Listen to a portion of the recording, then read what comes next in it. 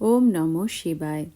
আজকের মহাবাক্যের তারিখ 29শে সেপ্টেম্বর 1967। হারানিধি বাচ্চারা, অনেক অল্প রয়েছে যাদের সার্ভিসের শখ থাকে। এমন যুক্তি রচনা করা উচিত, সার্ভিস এমন করো যে দিল্লিতে নাম হয়ে যায়। বাচ্চারা, এমন কামাল করে দেখাও যে মানুষ দেখে খুশি হয়ে যায়। আজ হলো সদ্গুরুবার। তোমাদের ওপর এখন অবিনাশী বৃহস্পতির দশা বসেছে। দশা বসে, তাই না? কারো ওপরে শুক্রের, কারো ওপরে রাহুর দশা বসে। যারা গর্তে পড়ে যায় তখন অনেক সময় লেগে যায়। নিজের ওপরে রাহুর দশা নেওয়া উচিত নয়। মায়া বড় জোরে থাপ্পড় মেরে দেয়, এই জন্য সামলানো উচিত। হারলে ওস্তাদেরও নাম বদনাম হবে। তোমরা খুশিতে বলবে, আমরা বাচ্চাদের এই প্ল্যান হলো লক্ষ্মী নারায়ণ হওয়া, নরকের বিনাশ হতে হবে। যা ভাগ্যে রয়েছে তা সরানো যায় না। History must repeat. বাবা যিনি এত বোঝান, বাচ্চাদেরও বোঝানোর উৎসাহ হওয়া উচিত। আমি তো বলবো সব হলো ড্রামা, কারো দোষ নেই। সাধু সন্ন্যাসীদের পার্টি এমন রয়েছে, পরে গিয়ে তারা ঝুঁকবে, তাও তোমরা বুঝতে পারো। যে হুঁশিয়ার হবে সে তার সমগোত্রীয়ের মান উচ্চ করবে। বাবা এটা বুঝিয়েছেন যে সত্যিকারের বৈষ্ণব কে। বিষ্ণুপুরী ভাইসলেস ছিল, তাই না? তারাই সত্যিকারের ভেজিটেরিয়ান বলা হয়। এখানে তো কেউ পবিত্র নেই। এসব হলো সীমিত জগতের ভেজিটেরিয়ান, আর তারা হলো অসীম জগতের।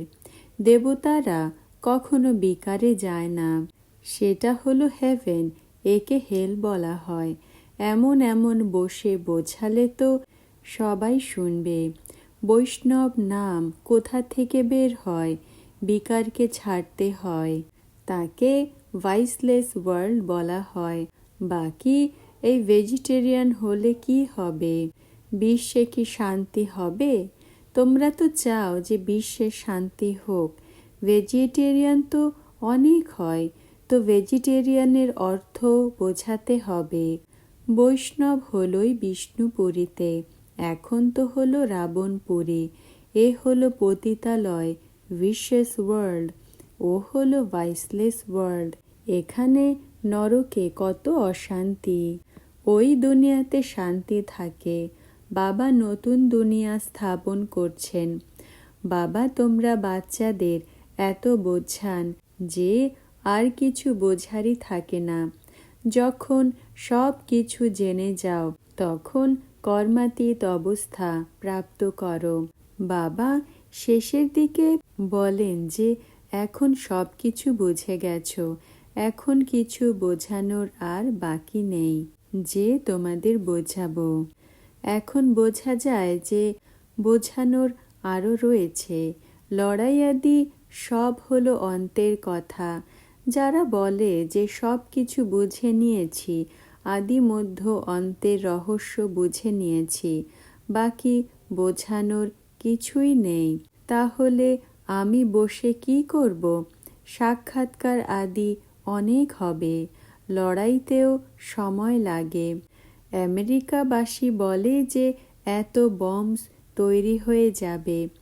একদিকে বন্ধ করার কথা বলে, একদিকে আবার বলে যে এত বম্ব তৈরি হয়ে যাবে, তৈরি করে নিয়েছে হবে। দুনিয়াকে তো শেষ হতেই হবে। এ হলো বোঝার মতো কথা। নিশ্চয় বিনাশ হতে হবে।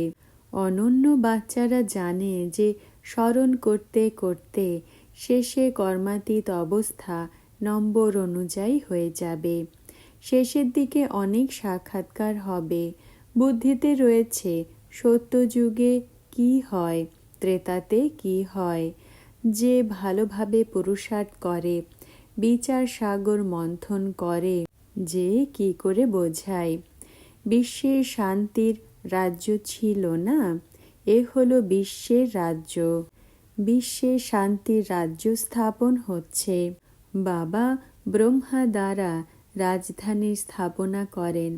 বাকি অনেক ধর্মের বিনাশ হবে। এ অনেক ইজি। শেষে এই সন্ন্যাসীরাও তোমাদের চরণে ঝুঁকবে। অবশ্যই এ হলো সত্য কথা।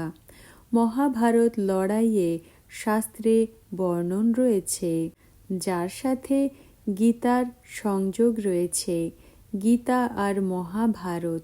বাবা বলেন, আমি তোমাদের রাজযোগ শেখাচ্ছি, পরে গিয়ে বুঝতে পারবে, বৃদ্ধি পেতে থাকবে। বাবা যুক্তি বলতে থাকেন। বাবাকে যে মুরলি চালাতে হবে তা তিনি চালাতেই থাকবেন। তোমরা বাচ্চাদের ধারণা করতে হবে, নোট করতে হবে। বাবা তো কারো সাথে কথাও বলেন না, কারণ বাবা যা বোঝান কিছুই বুঝতে পারবে না।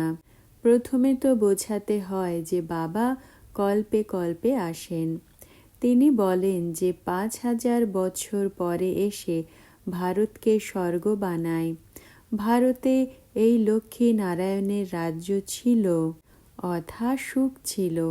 বাবা শোনান, এইভাবে লেখো। এই সময় এত কোটি মানুষ রয়েছে, সত্যযুগে কত অল্প হবে। এরপর রচয়িতা আর রচনার চক্রের রহস্য বোঝানো হয়, চিত্রও বলা হয়। নতুন নতুন চিত্র বানিয়ে এভাবে বোঝাও যাতে বুঝতে পারে যে আমরা ভারতবাসী 84 জন্ম নিয়ে থাকি, চক্র লাগাতেই থাকি। ভারত কি করে হেল ছিল হেভেন হয়, এ ভালোভাবে বোঝাতে হবে। এখন হলো হেল, সব হলো নরকবাসী। বাবা এসেছেন, তোমরা বাচ্চাদের দ্বারা ভারতকে স্বর্গ বানাচ্ছেন। এটা এম অবজেক্ট কত ক্লিয়ার। বাবার অনেক খুশি হবে। দিল্লিতে 5টা মিউজিয়াম হোক তো বড় কথা নয়। নাম তো রয়েছেই না, পাণ্ডব সম্প্রদায়, কৌরব সম্প্রদায়। মুকুট কারোই নেই। এ হলো গীতা। গীতাকেই জানো, আর তো কেউ জানে না। ভগবান রাজযোগ শিখিয়েছেন, এটা তোমরাই জানো। অনেক অল্পই রয়েছে যাদের সার্ভিসের শখ রয়েছে। যুক্তি এমন রচনা করা উচিত, সার্ভিস এমন করো যে দিল্লিতে নাম হয়ে যায় যে ব্রহ্মার বাচ্চারাই সার্ভিস করছে, বাকি সব ডিসার্ভিস করে। বাচ্চারা এমন কামাল করে দেখাও যে মানুষ দেখে খুশি হয়ে যায়। এখন তো কিছুই নেই, নাম তো অনেক উজ্জ্বল হতেই হবে। এই সময় সব বাচ্চাদের মধ্যে নাম্বার 1 হলো এই ইন্দ্র। সার্ভিসের অনেক শখ রয়েছে, ছুটে চলে এসেছে বাবার কাছে। এর অনেক অনেক উৎসাহ রয়েছে। এত সবার উৎসাহ হওয়া উচিত। সমস্ত দিল্লিতে এই লক্ষ্মী নারায়ণের চিত্রকে ওঠাবে।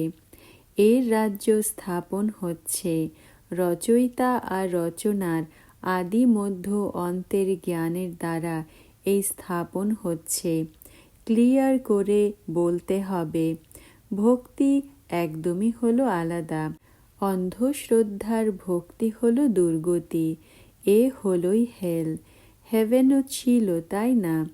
মানুষের জানা থোড়াই রয়েছে এই লক্ষ্মী নারায়ণ স্বর্গের মালিক ছিল, কিছুই জানে না। একদমই হলো অন্ধশ্রদ্ধা।